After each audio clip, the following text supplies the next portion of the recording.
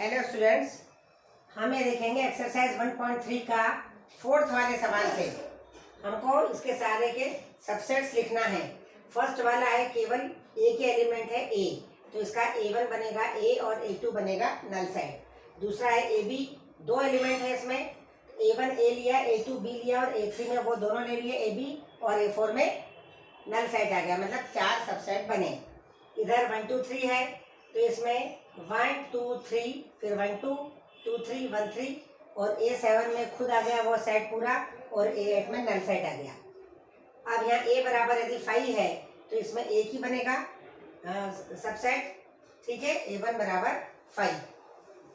यहाँ देखो यदि A बराबर 5 है तो उसके पावर सेट में कितने एलिमेंट होंगे?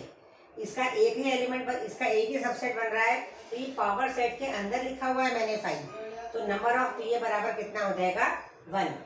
अब आप ये देखो कि यदि पहले वाले में कितने एलिमेंट है 1, तो 2 की पावर 1 बराबर 2, मतलब उसके दो सबसेट हो गए। सेकंड वाले में ए बी है तो 2 की पावर 2 आ गया, 4 आ गया। तीसरे में 3 है तो 2 की पावर 3 बराबर 8, मतलब सेट में यदि n एलिमेंट्स हैं तो उसके सबसेट कितने बनते हैं 2 की पावर n। अब अपन यहाँ देखें 6 वाले सवाल में, ये इसमें सेट बिल्डर फॉर्म में दिया है और इसको इंटरवल फॉर्म में लिखना है। यहाँ देखिए -4 को इंक्लूड नहीं करा है और 6 को इंक्लूड किया है। x रियल नंबर है और x इन दोनों के बीच की संख्याएं हैं। तो अब आप यहाँ देखो -4 को इंक्लूड नहीं करना है तो यहाँ ओपन इंटरवल आ गया और 6 को इक्वल का निशान है तो इंक्लूड करना है तो ये क्लोज इंटरवल यहाँ आ गया। यहाँ देखो -12 -10 और दोनों को इंक्लूड नहीं करना है तो ये दोनों ओपन इंटरवल आ गए। अब कॉमा बीच में आना चाहिए, ये 0 को इंक्लूड करना है और 7 को नहीं करना है, तो ये 0 आ गया और ये 7 ओपन में आ गया और 0 क्लोज इंटरवल में आ गया। अब यहाँ देखो x में क्या करना है 3 और 4 दोनों को इंक्लूड करना है तो ये पूरा क्लोज इंटरवल 3 4 आ गया। अब अपन आगे देखते हैं।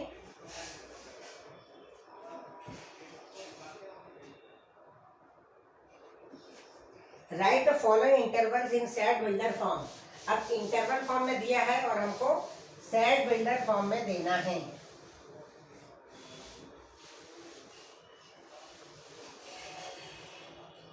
-3 0, तो अपन क्या करेंगे x इज सच दैट, ये ओपन इंटरवल है मतलब हमको दोनों नहीं लेना है, तो x बिलोंग्स टू r आ गया और x जो है -3 और ये 0 दोनों को इंक्लूड नहीं करना है तो इस प्रकार से लिखेंगे, ठीक है।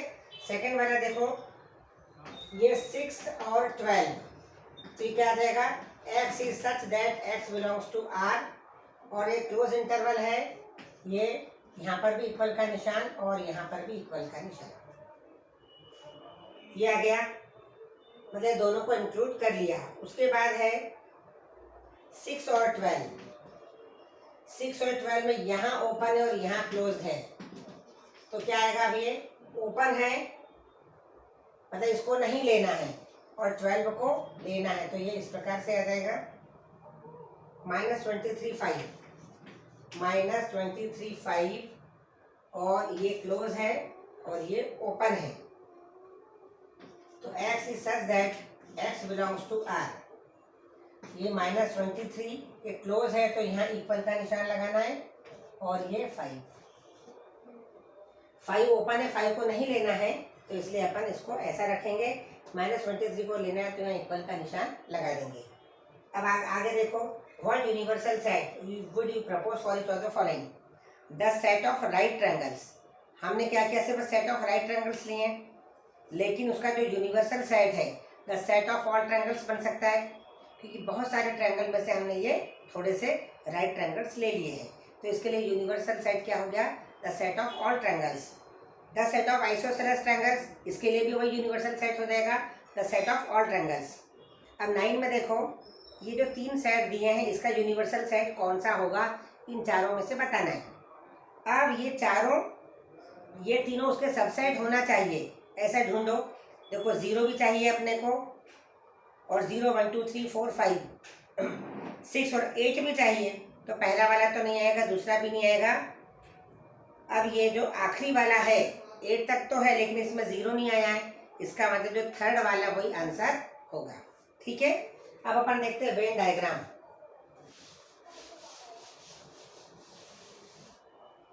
एक वेन नाम का जो मैथमेटिशियन था, उसने सेट को ऐसे गोल वाले फॉर्म में लिखे हैं या ऐसे अंडाकार वाले फॉर्म में। किसी भी सेट को वो इस प्रकार से दर्शाते हैं। ठीक है, अब इसमें suppose A is equal to 1 2 3, यदि ऐसा आया है तो इसके अंदर इसके एलिमेंट्स को बता देते हैं। एलिमेंट्स इसके अंदर लिखते हैं और ये सेट A हो गया। ठीक है, अब आप देखो यूनिवर्सल सेट को एक बड़े रेक्टेंगल फॉर्म में इसको U लिखते हैं और माना कि कोई A सेट इसका सबसेट है, तो ये सबसेट को इसके अंदर लिखते हैं और ये आ गया इसका यूनिवर्सल सेट। अब मान लो A बराबर है सेट ऑफ रियल नंबर है और B, या फिर 1 2 3 4 5 और B बराबर ले लीजिए 1 2 3। हमको दिख रहा है कि B is the subset of A। B पूरा इसके अंदर मिलना चाहिए अपने को, तो ये A बड़ा ले लो एक सेट और B में 1 2 3 B इसके अंदर ले लो और ये 1 2 3 लिख लिया और B सेट अंदर चला गया।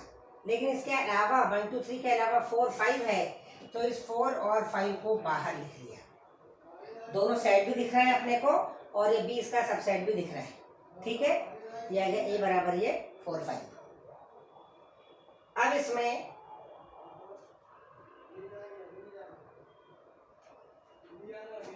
एग्जाम्पल में U बराबर 1 2 3 up to 10 is a universal set और A बराबर 2 4 6 8 10 इज अ सबसेट। तो ऐसे ही हो गया है ये भी। अब अपन देखिए ऑपरेशंस ऑन सेट। दो सेट यदि है, दोनों सेट का यूनियन भी कर सकते हैं और दोनों सेट का इंटरसेक्शन भी कर सकते हैं। तो ऑपरेशन में जैसे संख्याओं को अपन जोड़ते और घटाते हैं, वैसे ये हो गया यूनियन ऑफ सेट्स। सपोज एक सेट A है और एक सेट B है। ठीक है, जैसे 11th A है और 11th B है मान लो, और हमको उन दोनों का यूनियन करना है, तो जो जितने भी स्टूडेंट है इन सबको अपन मिला दें, तो ये हो गया उसका यूनियन। लेकिन इसमें मान लो A बराबर है 1 2 3 4 और B इज इक्वल टू है 1 2 3 5 6। अब यदि हमको A यूनियन B करना है तो सबको मिला दिया, तो कोई कोई रिपीट भी हो रहा है, तो जो रिपीट हो रहा है उसको एक बार लिखना है, बस ये ध्यान रखना है। तो 1 2 3 4 5 और ये 6 ये आ गया। ठीक है, क्या करना है, सारे एलिमेंट्स को मिला दीजिए और उसमें जो रिपीट वाले हैं उसको एक ही बार लिखना है। ये हो गया A यूनियन B। मतलब ऐसा एलिमेंट जैसे 6 को देखें तो या तो वो A में होगा या B में हमको जरूर दिख जाना चाहिए। मतलब वो एलिमेंट या तो A का होगा या B का होगा। तो ये हो गई definition A union B। X is such that X belongs to A और X बिलोंग्स टू B, और या दोनों में हो सकता है। ठीक है, या तो A में होना चाहिए या B में होना चाहिए। ठीक है, या दोनों में भी होगा तो चलेगा। ठीक है, तो ये हो गया यूनियन ऑफ सेट की डेफिनेशन। ठीक है, अब अपन ये देखो A intersection B। A intersection B क्या है? A इंटरसेक्शन B का ये उल्टा U हो जाएगा। A इंटरसेक्शन B बहुत ज़्यादा इजी है, मतलब इसमें सिर्फ जो कॉमन एलिमेंट वही आ जाएंगे। ऐसा एलिमेंट जो A में भी हो और B में भी है। तो सपोज A बराबर है 1 2 3 और B बराबर है 2 4 6 8, तो A इंटरसेक्शन B कितना होगा? ऐसा एलिमेंट बताइए जो कि कॉमन है, तो ये आ गया 2। ठीक है, ये बराबर A इंटरसेक्शन B बराबर कितना आ गया? 2।